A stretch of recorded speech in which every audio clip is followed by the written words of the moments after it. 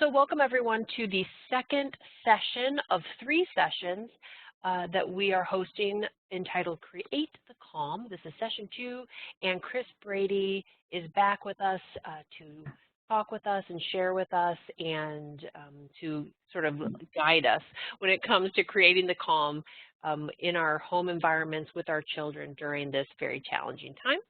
So without further ado, Chris, I'm just going to turn it on over to you, and I'm going to pass you the ball so you can advance your slides.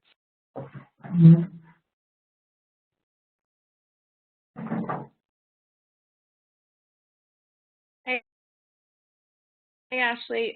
So I'm just trying to get everybody on here, but so Ashley was just texting me to see if she's still there. So I'm hoping she can. But I just wanted to let you guys know I'm going to put on my video just to say hello to everyone. And then I'll probably be turning it off because I live in a forest of the 1990s, basically. And I have like a certain amount of Wi-Fi each month. That's how old school this is. So just letting you know that because if my connection is lagging a little bit, that is the reason. So thank you so much, everyone, for showing up today. I know this isn't easy for you guys to take the time out every Friday for this. So thank you so much. And we will, if you need to, leave at any time, we'll be sending out the recording link afterwards so that you can listen to it on your own time. So I'm going to move forward with just kind of going over a little bit of what we talked about last week, because I wanted to see if anyone had tried any of the kind of noticing that we were talking about. We talked a little bit about mindfulness and gave just a really brief general description of what that is, and we talked a little bit about the mindful moments that we create in our everyday, that, brushing your teeth, or it used to be, your commute to work. And did anyone maybe have any, did they try anything in the past week? Did they notice anything that maybe they didn't notice before about their child, or about a certain emotion that they were having, a certain thought that they were having? And we're really going to be talking a lot about noticing today, and so I just wanted to see if anyone had tried any of that last week. And if not, that's okay too. And just a reminder, you can either type that into the chat, your answer to her, or you can also raise your hand and unmute yourself and share. So we can give it just a minute here to see if anything comes in. Or you can give a green check just to say, yeah, I did notice it. You don't necessarily have to share what it was, but if you want to give a green check, let us know.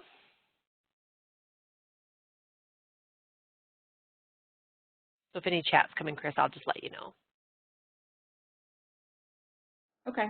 So the first thing we're going to talk about too is the noticing. A major part, whether you're dealing with younger children or teenagers or yourself, the biggest factor that we need to really take on board here is noticing. That is kind of the first layer of developing your mindful practice. And, oftentimes when I work with parents, and I was kind of speaking to Joanna about this earlier, I work with a lot of parents who, they understand the struggle of their children because they too have felt this struggle. And that's the main reason that they want to help so much, is because they feel it. And sometimes that is a wonderful thing, and sometimes it's really hard for them because they don't necessarily have the tools to help their children. And when those tools were not developed in you, and you've been struggling with, the anxiety, or, the learning difficulties, or whatever has come from these emotions, and we couple it with not being able to help our children in their time of need, this creates, just tornado of guilt and anxiety, depression. And so this is where we really want to start to untangle that web, because we can't help our kids unless we're able to see these things in ourselves. We cannot ask them to embody this practice that we know is beneficial when we ourselves are not embodying it. And we talked about this in the last session. Your actions, your daily, everyday actions, speak to these kids far more than any conversation you will ever have with them. And so it's just so important that we start to notice what our reactions are, the emotions that we are feeling, the sensations in our body that create these emotions, the thoughts that we're having about different situations in our lives, and that create that inner dialogue for us, and then the behavior that comes out from having experienced all of these things. And when we start to notice even just the slightest thing, I mean, it can literally be that, you know, you have that conversation with your kid that you feel like you're having 8,000 times, and you're like, why do I have to repeat myself? And in that moment, you actually take a step back and you notice that inner dialogue that said, why do I have to repeat myself? Why do I feel like I'm saying the same thing over and over and over? And in that moment, really open it up with curiosity. Why do I need to keep saying the same thing? What is it that I control in this particular situation? Because I don't control the behavior of someone else, ever. And that's for a lot of us who are control freaks. I understand, but we don't. We do not control another person's actions. And so in that, what do I control in this situation? And if I feel like I've had to say the same thing over and over and over, how do I change what I'm saying? How do I change the message? How do I change the method, you know, that I'm using? How can I say this differently? How can I approach this differently? And it's those simple step back, that simple pause in noticing your reaction to the situation, your emotion, the way that your body is trying to tell you something,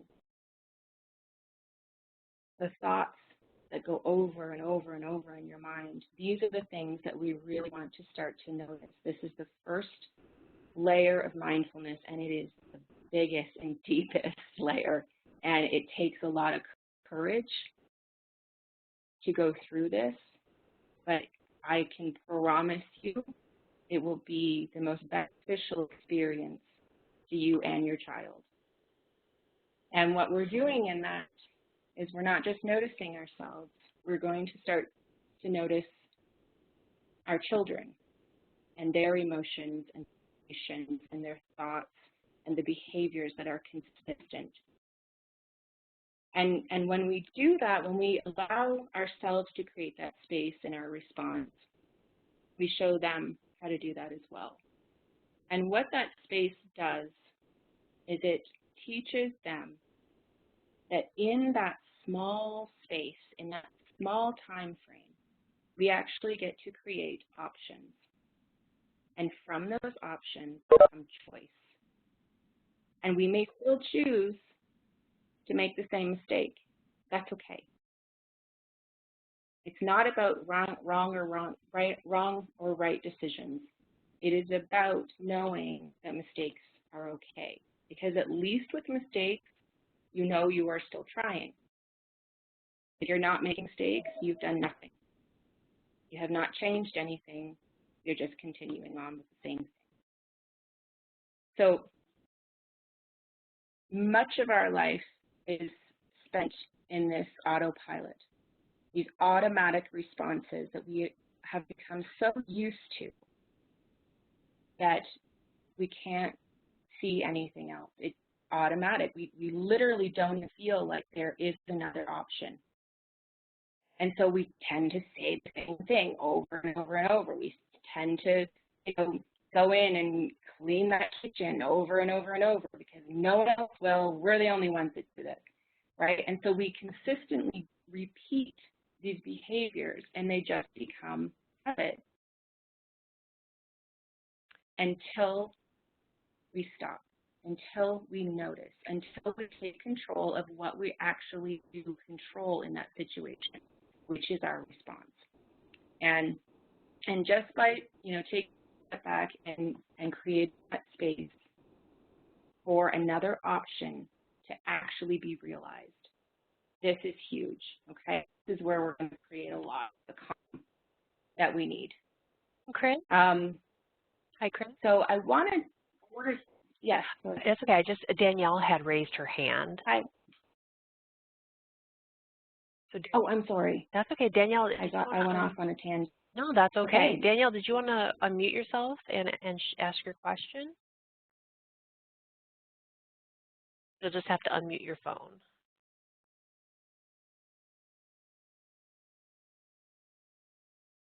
Danielle, did you still have a question?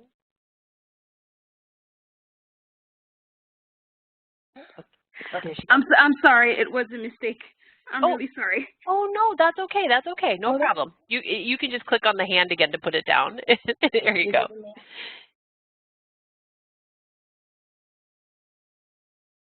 No, and that's so true. And thank you so much. These comments, I'm reading them right now with our coworkers and our spouses, and your reaction immediately in the morning, and how much your kids take that on board, right? And one of the things actually that we do in the mindfulness for parents, we talk about greeting your child with enthusiasm, not fake, oh, how are you? But this genuine love that you have for your kids. And even in the morning, when you know that is your worst time, that is the time when you don't want to see your kids, but that is the time that they pick up on it because that is their greeting for the day. And so much comes from that initial greeting of the day. If you can push through your internal dialogue at that moment and greet your child with even, just a hug, good morning, how was your sleep? Just that alone is going to start changing things because, and you know this as adults, when you go into work and you are immediately greeted with, a scowl from the boss or, the boss just walks by, they could mean absolutely nothing personally for you. But we take that on very, very personally. And it sticks with us, and that's how we start our day. So it's at the end of the session, probably, well, next week for sure, but, I've also started the Facebook group, and I really encourage you guys to join. We're getting a lot of really great conversation going on in there, a lot of questions that I'm sure other parents have that we're talking about, and coming up with different things like this, different suggestions that you can go through in your daily life. And we're also going to have a lot of freebies coming out of that. So I'm going to be giving you different techniques that you're going to go through, like journaling, and figure out how to know these things, how to greet your children in the morning, and just little things like that make a huge difference. So I'm just going to move on for a moment. So I wanted to talk about goal setting today because when I'm working with teenagers, especially when they're coming to me in their first year of college or university, they are so not ready, and especially for those kids who are neurodivergent. So if they've been struggling with, executive functioning difficulties, so, time management and what to prioritize and a lot of social skills difficulties, they don't get the same practice that other kids get. Sometimes it's because they're not a part of those social situations, so they can't practice as often as the other kids do. And other times it's because the maturity level is going to be taken back a few years. And because of that, a lot of things can be personalized and internalized, and they may not actually want to engage in a lot of social relationships because the anxiety kind of takes over those executive functions. And so when they get to, it's not the intellect isn't there, it is. And so when they get to the college or university level, so much opens up for these kids. It's amazing what you're able to get at the college and university level that your kids never have accessed in elementary or high school, especially if they are a divergent learner, because we have so many more tools for accessibility and learning. However, their ability to goal set, their ability to be independent and create their own schedule, these things are really delayed. Almost to a point of non-existence. So I really want to talk today about why that's so important to develop in your child now. And I don't care how old they are, it is really never too early. So Carol Dweck, you've probably heard of Carol Dweck. She published a book years ago called Mindset. It's all about the difference between a growth mindset and a fixed mindset. And basically, what we're doing in creating that space in our response, that it's in itself is a growth mindset, because we are creating option. We are not going to this automatic response. We're not going to this binary position of, success or failure, success or mistake. And so we're starting to intervene in those responses and say, okay, there is actually another option. That means I do have choice. And what happened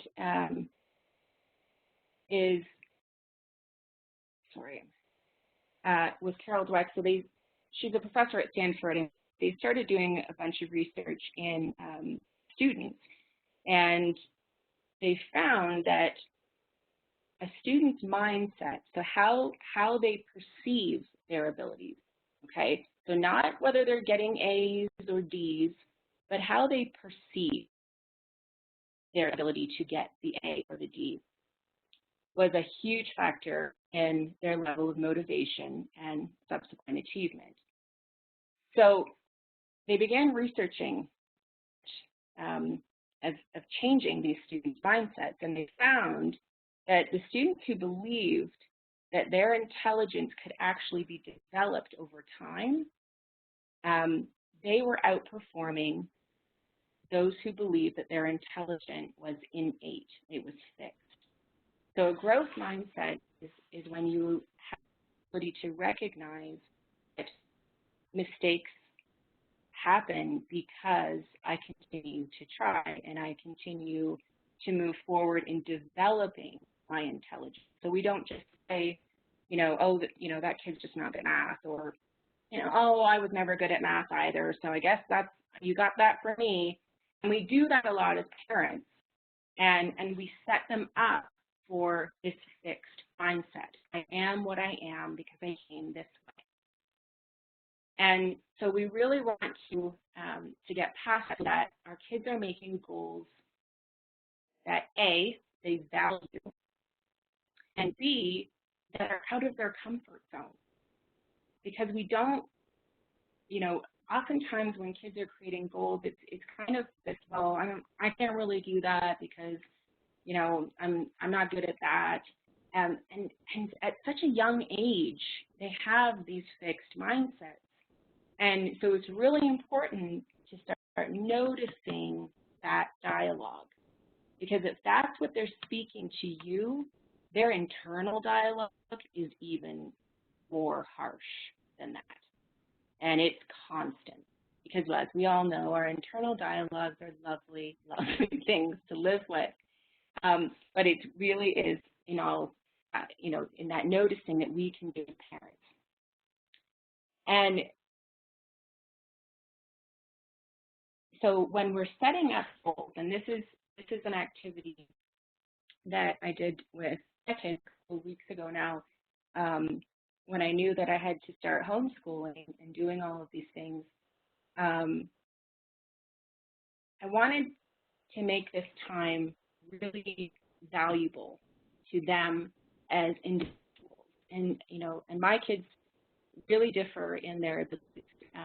And so each kid very much is either, is lagging in some area of learning.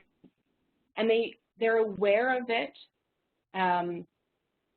but I don't harp on it all of the time. And so as we'll see a bit later, there's some things you can do where we create goals that kind of interlock with things that you don't want to harp on. And if we're going to be really realistic parents, we want them to know this is where you are excellent, you're really excelling, and this is where you need some work, because we don't want to constantly say, oh, you're doing a great job, it's good enough because you're trying, right? And that's a lovely thing to say in the moment, but we want our kids to push through that. We want them to know, you know what, I'm not good at this yet. It doesn't mean that I'm never going to be good at this. It means that I have to keep trying. And so we want to make sure that we're using that language in our goal setting. So some of the things to notice, we did academic goals, and then we did some personal goals. And I had the kids come up with 3 goals each that we could work on over the next, it feels like 800 days that we've been quarantined. And so we wrote out these goals, and so, some of the kids had, learn piano, learning to read is a big one for my son. And so we took those and we said, okay, this is the difference between a personal and academic, right? Because we really want to distinguish that. But then we really dug in, okay? Because it's great to have a goal, but you have to actually have a plan for your goal. And it has to be really specific, because if it isn't, when they get to the independent world of college or university or the work life, they won't have the ability to do this. And this is crucial. It's absolutely crucial. So we want to say, okay, so this is your goal. Your goal is, learn the piano. Great. What do you need to do in order to learn the piano? Because I don't know how to teach. I don't know how to play piano. So, and I'm not going to learn the piano so that I can teach you the piano. So we're going to have to come up with some resources for you. And so we really have to put this plan in place. What are the steps required? And what's the very, very first step? And it's got to be tiny, because if the first step is too hard, they will not succeed in the goal. They have to have small wins along the way to their goal, especially if you have a child who has ADHD, because it's this constant need for this novelty of what's next. Okay, and so we have to kind of constantly get them excited for that next step. And how does that link to what you've already done? Okay, so it's really crucial. Oftentimes we'll have kids who come in and they say, well, my goal is to pass the class. Yeah, absolutely. That's the goal. However, you don't understand that there are steps involved that you need to take every single day in order to reach that larger goal. And they don't see the big picture. They don't see the detail in the big picture. They just see the end result as something that will eventually happen. but they're not understanding the daily routine they need in order to make that happen. And so oftentimes we get them in that last week of school, it's exam time, they're failing out on every class because there was no plan in place. And so when we're creating these goals, we're figuring out step by step what needs to happen here. What are your resources? What do you currently have that you can use? What do you not have that you need, that we need to look up? When are we going to look this up? All of these really small steps, okay? So what we did is we purchased a $10 course on Udemy, which is like an online, it's got tons of different courses that are super cheap. But we had to actually set aside time in order to look this up, which course are we going to go with, and how long is that going to take? And this is going to teach them about time management skills. The time management skills are really crucial. Most kids who are neurodivergent do not have good time management skills, okay? And this is something that we can develop, but it takes an understanding from the parent to know that what worked for you does not work for your kid. Okay, so don't get frustrated because you're giving them this amazing, this calendar, and they're going to write it all up for you, and all they have to do is just go through it each day, and it's done. I mean, this is what I do. It doesn't work that way.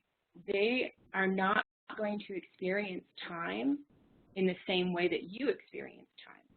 Okay, time for a lot of our kids is either felt in urgent mode, so at the very end when that deadline is literally the next day, okay, or it's not felt at all.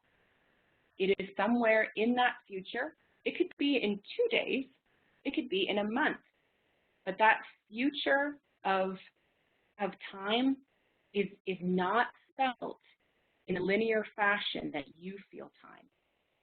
Okay, and so sometimes, I mean, I've had kids who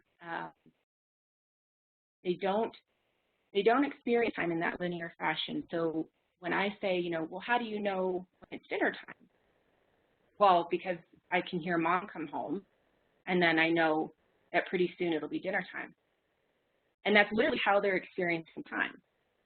So it's not this, I'm looking at the clock and I know that in, 60 minutes I'm going to have to go and help mom with dinner or whatever we're hoping for.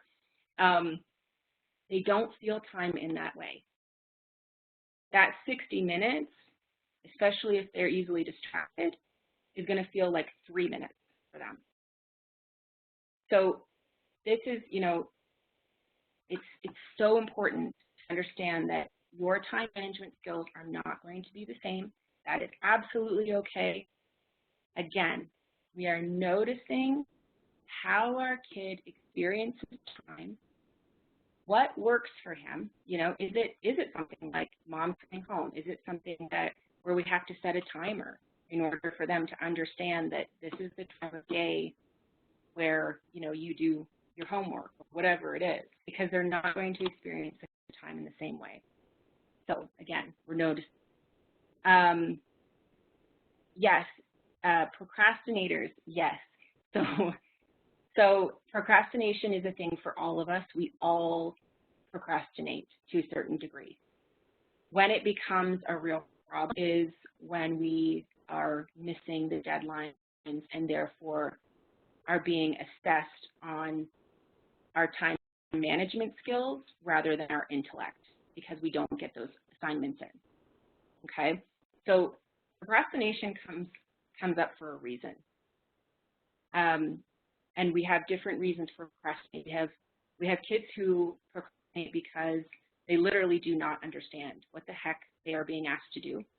And I know this may come as a surprise for some things and not for others, but if, you know, if your child is procrastinating all of the time and you're usually giving verbal direction, I would change the method of communication.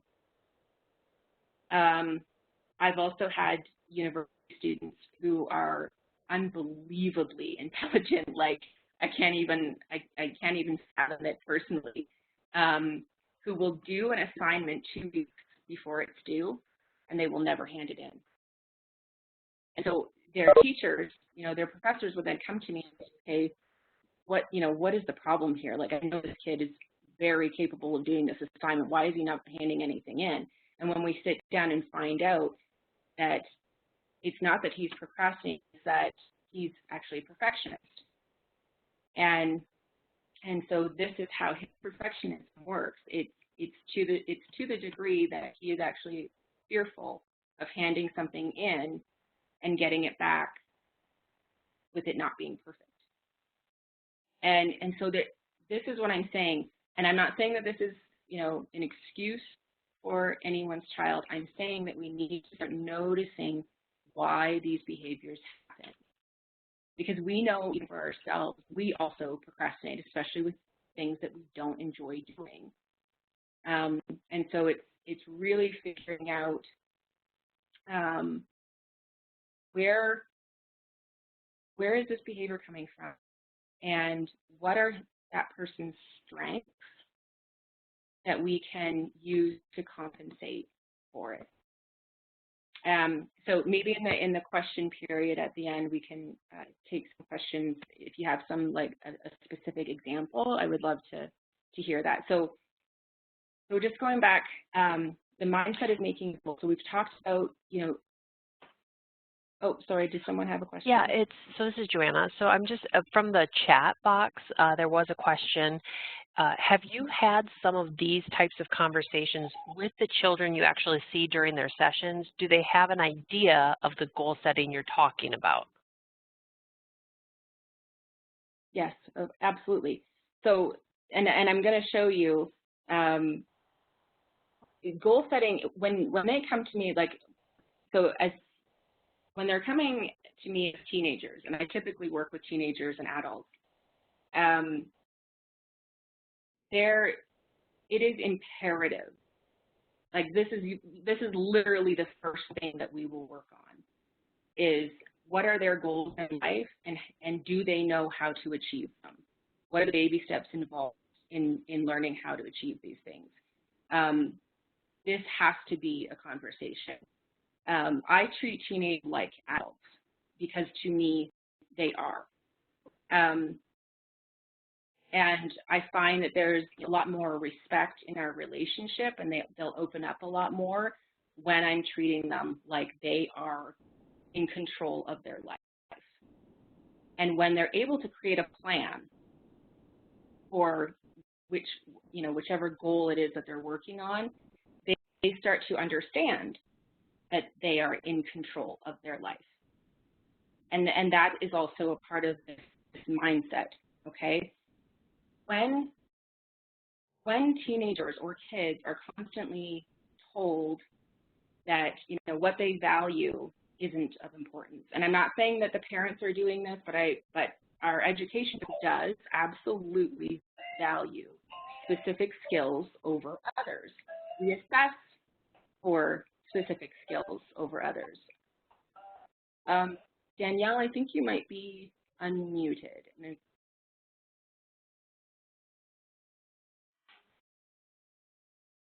Thanks.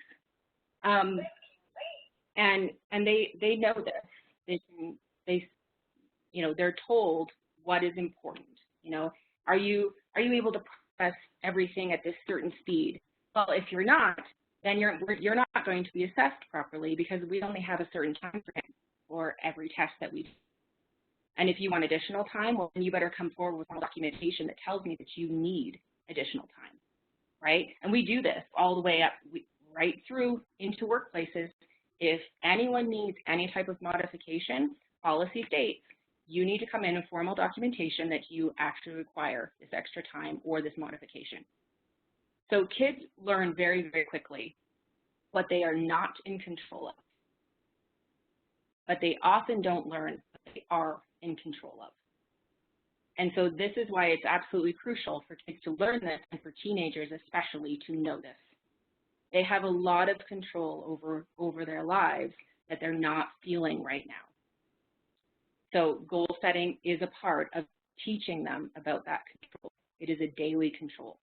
So you're going to start noticing, okay, this is where we want our kids to start noticing, what part of this every single day do I control? I control my response.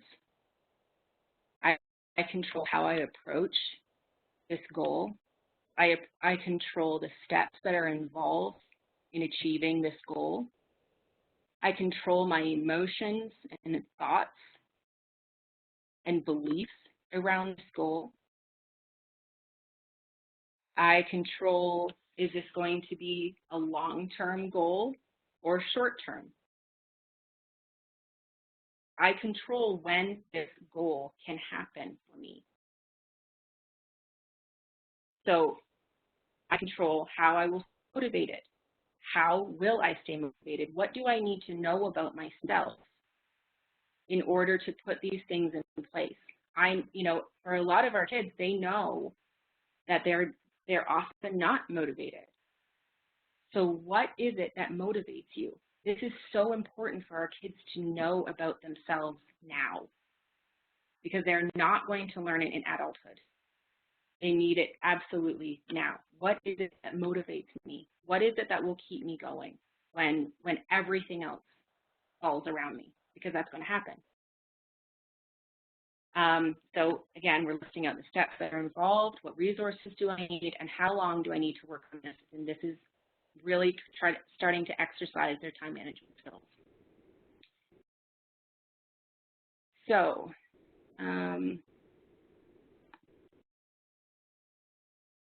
so I see that there's a question about the perfectionist. If I could actually go down, just answer that at the end of the session, because I'm assuming that there might be something that's quite specific.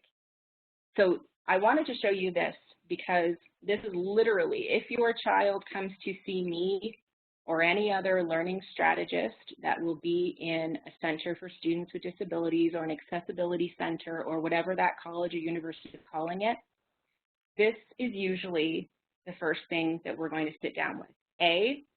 We're going to sit down and create a schedule, because most of these kids, like literally 99%, come to us and they do not know how to create a schedule for their day.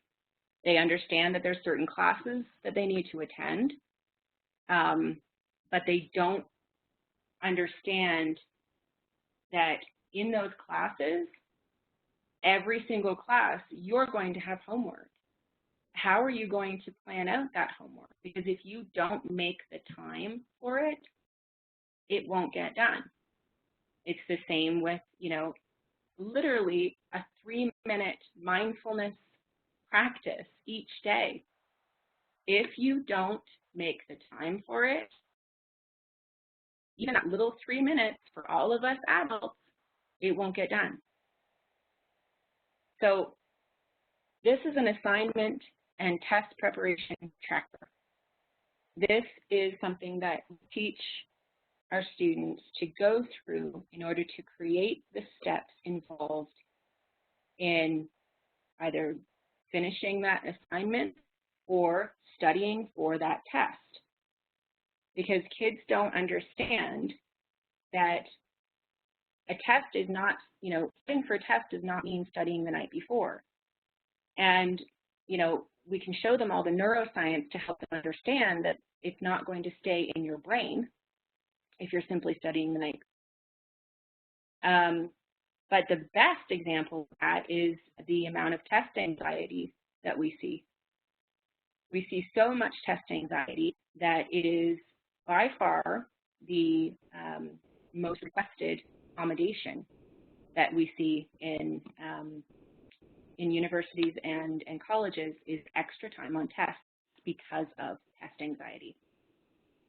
And so if you're experiencing test anxiety, I can guarantee you that it's because of one of two things, and usually both. A, You do not know how to study. Most of our kids are told, try harder, study longer. What does that mean? We have no idea ourselves, but we just consistently say it. Well, you're not trying hard enough. Well, when a child is trying, and then you tell them that they are not trying hard enough, they will do the same thing that they're doing for just a longer period of time, because that's what they assume trying harder actually means. We don't teach them how to study, especially if they don't learn in the conventional way of reading an extraordinarily thick textbook and just automatically retaining all of that information. Most of us don't learn that way. Most of us have individually come up with strategies of our own that help us to remember the information. But if your kid hasn't come up with that yet, there's a reason. And that's where we need to go to, because the anxiety at test time comes from not remembering what it is that they study. They start to feel the anxiety because they know already that they're not going to do well on that test. And their body then goes into fight or flight mode. And it shuts down. The brain will shut down. They draw a complete blank, and they tell me this all the time. I couldn't think of anything. That's because your brain really just said, you know what? Your body needs to just stay upright right now, so I'm going to focus all of my energy on making sure that your body remains calm, and we're pretty much blanking out the rest. And so they fare really, really poorly on testing because of test anxiety, because they don't have enough time, because they don't know how to study, because they don't understand that they need to study the right way every day or every week leading up to that test. They cannot do it just the night before. Same with an assignment. So when we're teaching our kids to set goals, for right now, like, let's just set a goal for COVID, the amount of time that we're stuck in this house together. What is our goal? This is teaching them to create steps for every small goal that they make, even if it's something as simple as, I got a math test next week. Okay, that's great. That's next week. What do you do now in order to prepare for that test? So, and there's other things that we can go through, the kind of rules of thumb that we teach kids about these things. And I would really, you can ask questions at the end, but I would also really encourage you, again, please join the Facebook group, that if you do have specific questions, we can really get to the root of them. So this is where we're going to talk really just quickly about the type of goals that you want to work on, okay? And again, remembering everything, this could be the smallest goal. I don't even care if it's a goal that happens by the end of today. Teaching them that there are steps involved. This is where we're strengthening those executive functions, and we really need to strengthen them. So what are the types of goals? Is it academic? Is it personal? And then you are also creating your own goals with them, okay? Like I said before, you want your children to behave a certain way. You want them to, create that space and stay calm in stressful situations. You have to embody this as well. And so we also create goals with them. So, I have my own personal goals that I would like to achieve and professional goals to achieve before this quarantine is done. And one of my goals was yoga. I would like to, have a better yoga practice, not staying fit in any way at all. And yoga's always been a really good one for me. So I asked the kids, the age that my kids are at right now, there's an awesome program. I don't know if you guys have seen it, but there are a couple of women who do these yoga classes, and it's all to different Disney movies, and they're just fantastic. We did a yoga one yesterday that was to the story of Moana, and I just do it along with them. It's hard for me too, so there's no problem there. The kids love it. They're super engaging, and we just go through these different poses that go along to the story of Moana.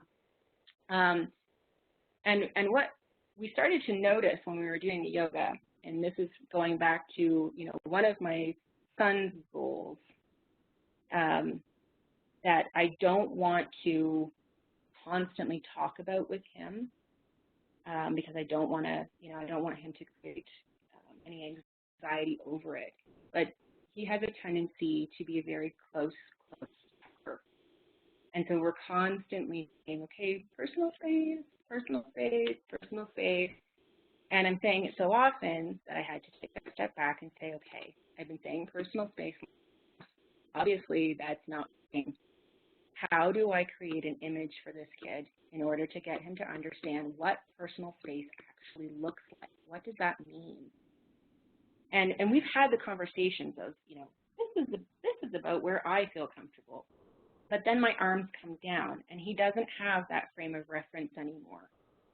And he also knows that in certain situations, that personal space is different. If we're watching a movie and we're cuddling, well, that personal space no longer applies, and that's difficult, right, when we're changing context. But what we did notice in the yoga is that we use yoga mats. And so one of my goals for him is to learn about personal space. And when we're doing the yoga together, it's an excellent visual for him. Understand that yoga mat acts as kind of a frame of reference for our personal space, because I can't move if you're on the yoga mat. And I don't feel comfortable when I can't do the proper movements of this yoga. So it was, we created these goals, and that's, not one that we want to discuss all the time, but that's really been helping a lot, because he now has a visual. He can feel it even, right? It's an actual tangible mat. And he's understanding now that instead of me saying personal space all the time, I say yoga mat, and now he has a better frame of reference for what that actually looks like, and the reason I need that area to move my body and feel like I'm able to move my body whenever I want.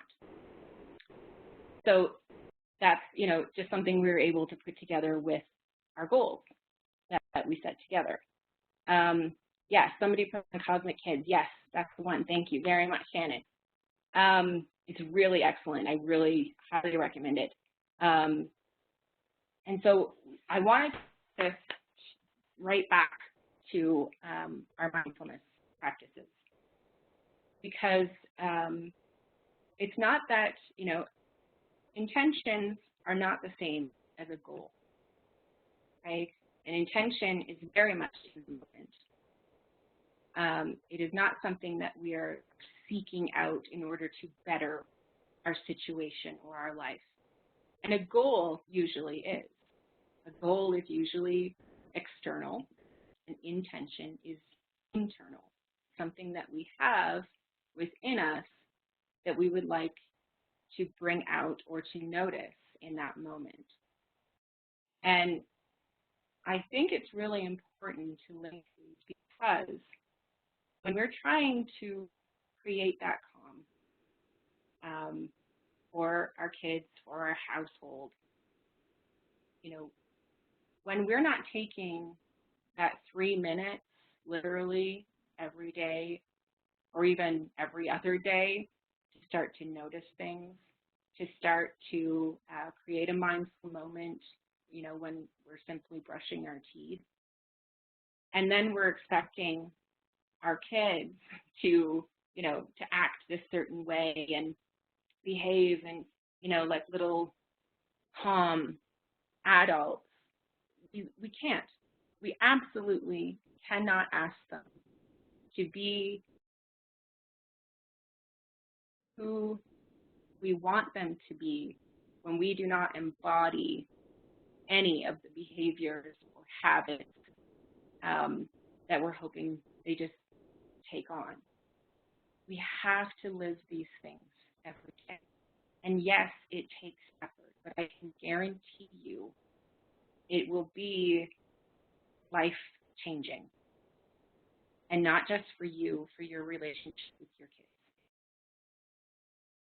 So a part of creating these goals with our kids too is intentional, because we want to make sure that we're working on goals that actually create a value system in our kids' everyday life.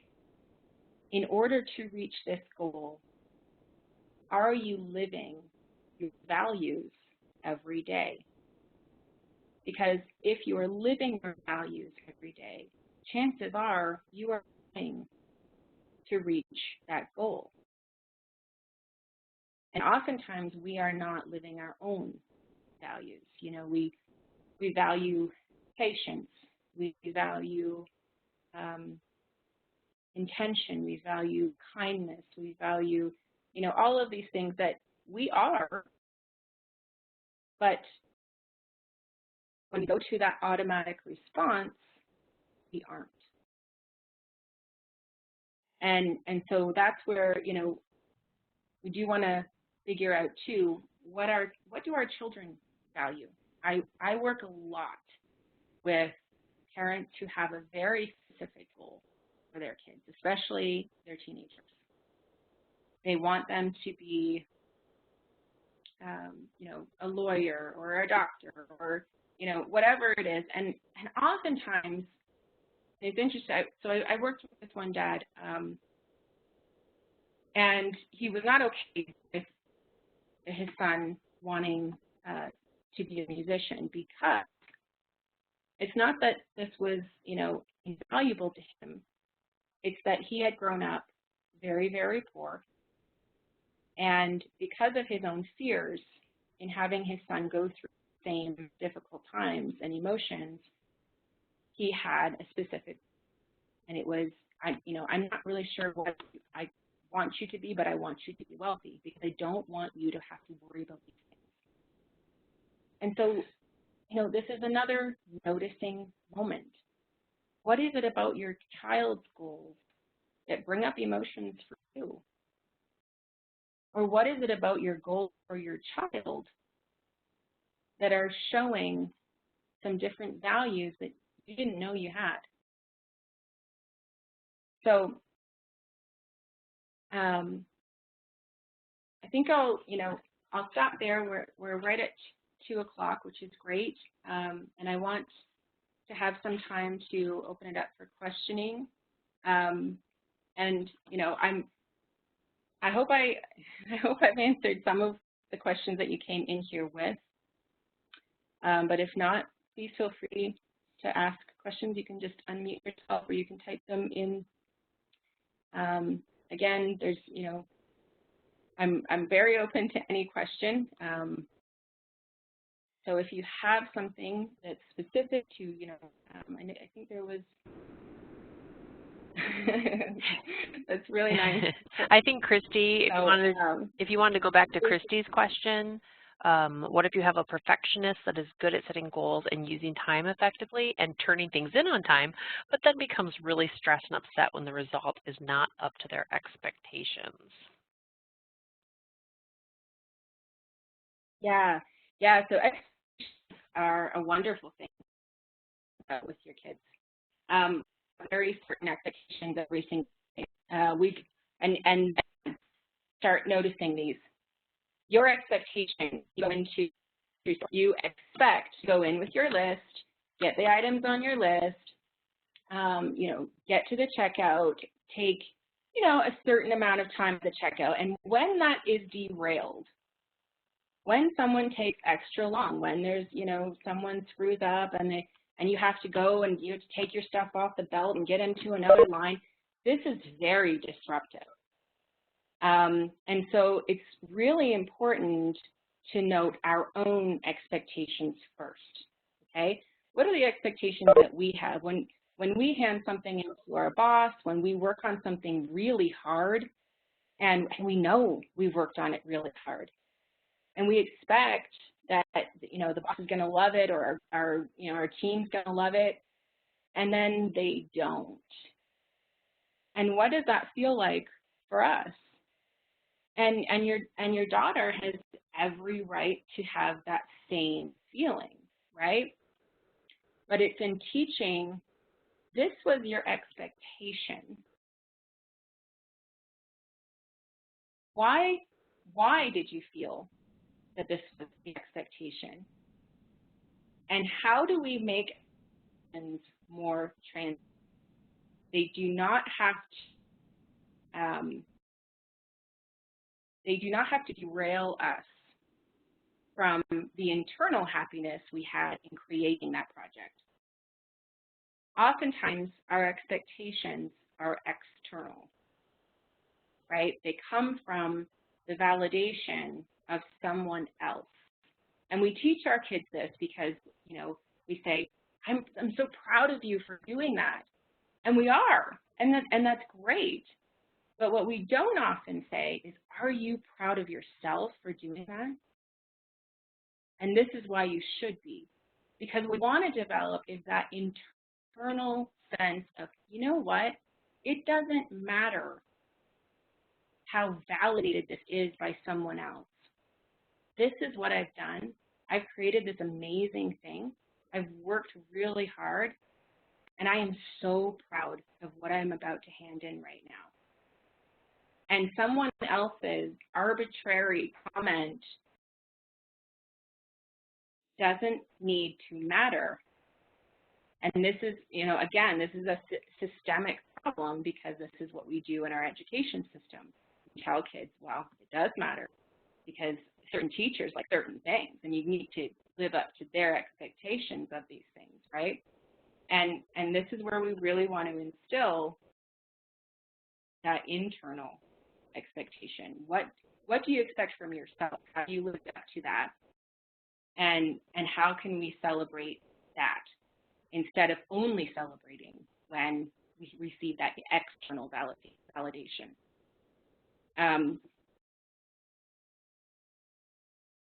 So resource materials that can help teenagers to think about and determine what values are important to them. So this is actually something that I'm going to be giving out, not today.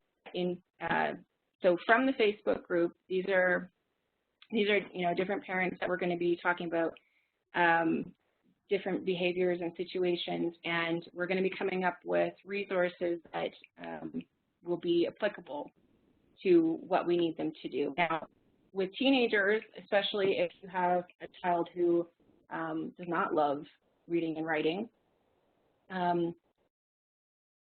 we're going to want to, come up with different areas. Like, there's a lot of journals out right now for building self-confidence and building self-esteem and all of these kind of buzzwords for teenagers, and going through how to increase self-worth. And these are great resources.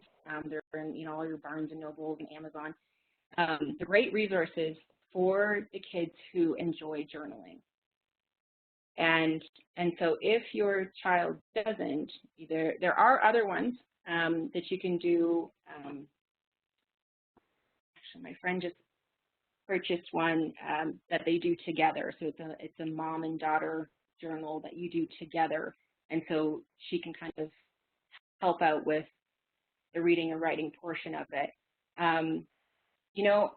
Was it Heather that asked that? Heather, I'll get back to you about that specific resource, because I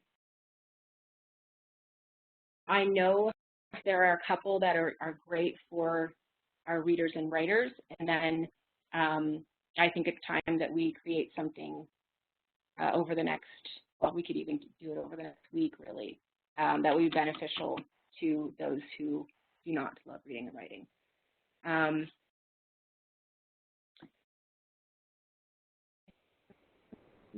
Yes, and I know I will definitely speak to that.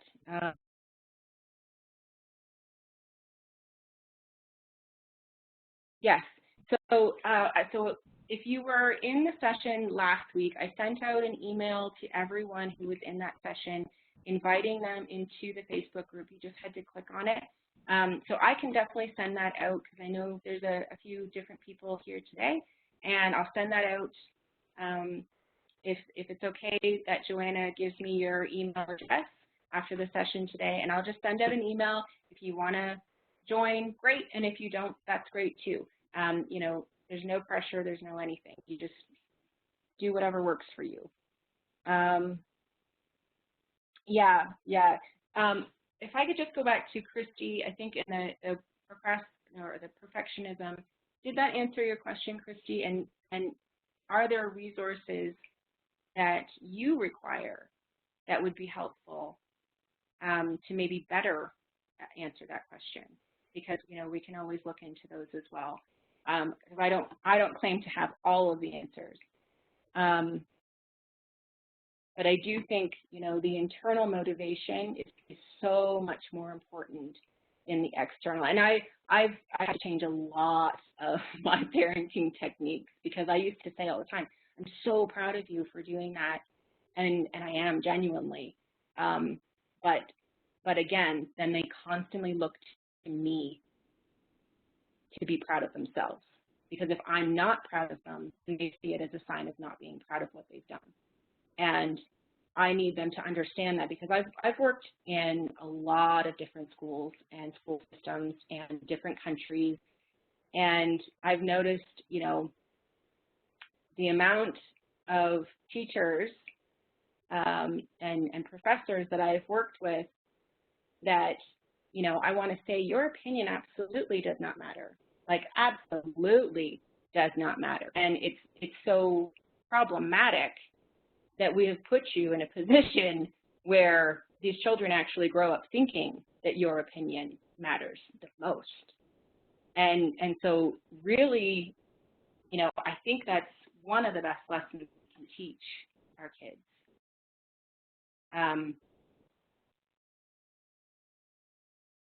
Okay.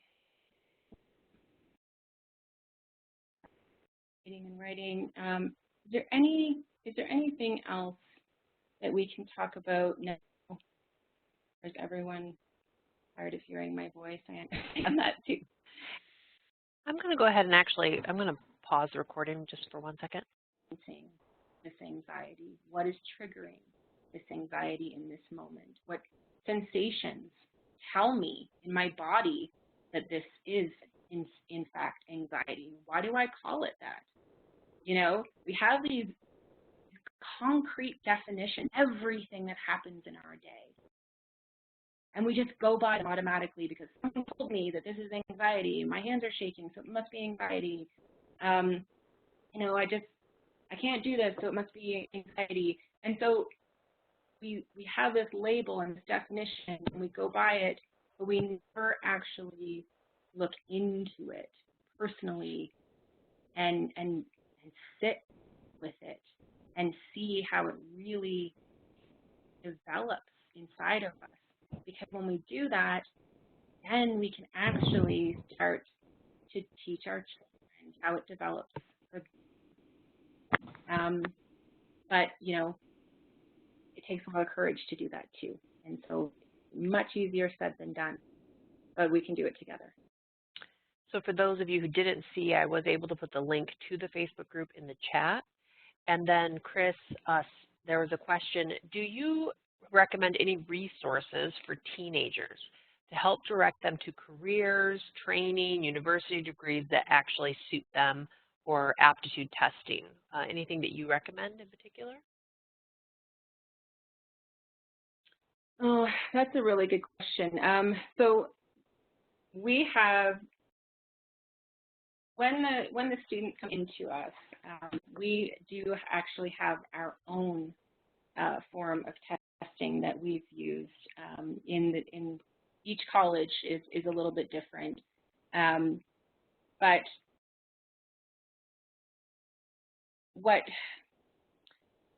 okay, so the reason this is a tricky question is because when we think of aptitude tests, we often think about things like, it's going to tell me that my child is really going to excel in this area.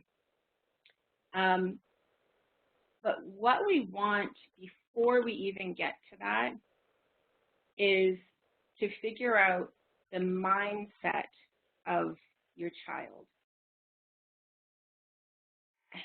Because, and this is why mindset in creating these goals and everything else is so crucial. Oftentimes we'll get students will come in and say, I don't, in first year especially, because someone goes into first year and they're like, I don't really know what I'm going to take. I'm going to try these, different general subjects and see which one suits me best. And for a lot of kids, this can work, right? They kind of get a feel for what they're actually doing. Because when they're just taking a test, they don't actually understand whatsoever what actually happens on a day-to-day basis for that particular career. So this can be beneficial. What's even more important, first of all, is to understand where their belief system lies. What do they believe that they're actually good at? And your kids are absolutely the most knowledgeable about themselves. There is no aptitude test that will tell me more about your child than a conversation with your child. And so, again, I can definitely look into this and see which one we used to, because there were 3 or 4 different aptitude tests that we used in order to develop our own for at the time when I was working at a conference. And I can find out which 4 we used in order to create our own and put those on the Facebook group.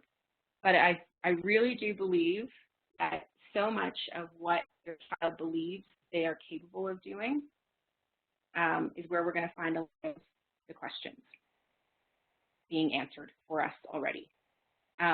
We already know, you probably know, as you know your child very, very far better than any specialist, okay? And you know what your kid is really good at and where they need help. And so, if your child is amazing at, with verbal communication, more so than written, okay, let's take that into consideration and start looking at jobs that require them to use their charm, right? We have a lot of very charming kiddos because they've learned how to use verbal language and to their advantage. And there are so many occupations. Like when I work with adults, specifically with ADHD, we find them really excelling, and I mean like millionaires who are working in hands-on with, let's say a lot of realtors, a lot of entrepreneurs, because they're very capable of thinking outside the box. And this is not ADHD. This is, ADHD, dyslexia, even autism, because, all they need really is to get around the fact that a lot of people are going to be picking them down during their education. But these are the entrepreneurs, and I work with a guy right now, actually, who is back in Canada. He owns his own landscaping company. He is autistic. He runs his business in the most meticulous manner I've ever seen in my entire life. And it's incredible at the things that he comes up with in order to pivot his business in the right direction because of his autism, because of the way he's able to think differently than anyone else. And these you know, these are the things that we want our kids to understand about the way that they think, is that it's so unique. It is not the common, and that is awesome. And this is where they're going to excel because these are their strengths. And then, you know, and then from there, if you want to do an aptitude test, great. But I want your kids to really understand that, you know, when they're getting these assessments done, and, you know, psychologists very often, you know, every psych ed assessment I've ever read, we go through all of the deficits, right? This is where your child does not excel. These are the low scores where your child did not do well. And then we might have, if we have a good psychologist, we might have at the very end of that 10-page document, maybe half a page of, you know, this is where the child will do well if these accommodations are put into place. And this is, you know, this is a systemic problem, is that there's this constant need to make sure that we're focusing on the negative things because they're not common. That's actually the greatest advantage. But we need to let them understand why that's such an advantage. And then we can, you know, better place them into occupations that are really going to suit their personality and their strengths. I hope I didn't talk on too much about that.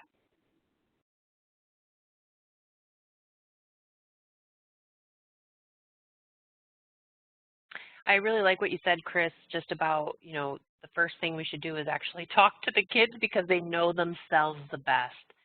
Boy, that really struck me. I just, I don't know, I wish that somebody had done that for me, you know, actually talk to me and ask me and get me thinking about myself and everything. So just really great. I thought that was just a really excellent point. Really appreciated that. Well, we're coming to the. I think go too. ahead. I mean, even when we have. Oh, sorry. I just wanted to add. You know, oftentimes our kids will go to see like the school counselor or whatever, and sometimes we have really awesome school counselors who will say, okay, you know, what do you know about yourself? Where do your strengths lie? But oftentimes we don't get that, and we get them to do these aptitude tests. And I remember I did one in high school that told me that I was going to be a puppeteer. And I'll never forget it because I just thought, well, I don't, like, what, like, how would that even come about? And now I'm supposed to just, like, follow this arbitrary external, you know, comment that I guess that's what I'm going to be. Like, I'm not even sure what the heck they would do every day, but I guess that is what I'm going to be. It's interesting point. I don't know is a popular phrase in our home. Yeah. I don't know. So, well, listen, everybody, we are getting to the end of our time. And so I just wanted to thank Chris again for this second session. Remember, we have the final of our 3 sessions next Friday. Hopefully you all were able to find the Facebook group page that she's going to keep open for the next few weeks and to be able to really talk more specifically about the questions that you have. So I'm going to go ahead and stop the recording now, but we can hang out here for a few more minutes if we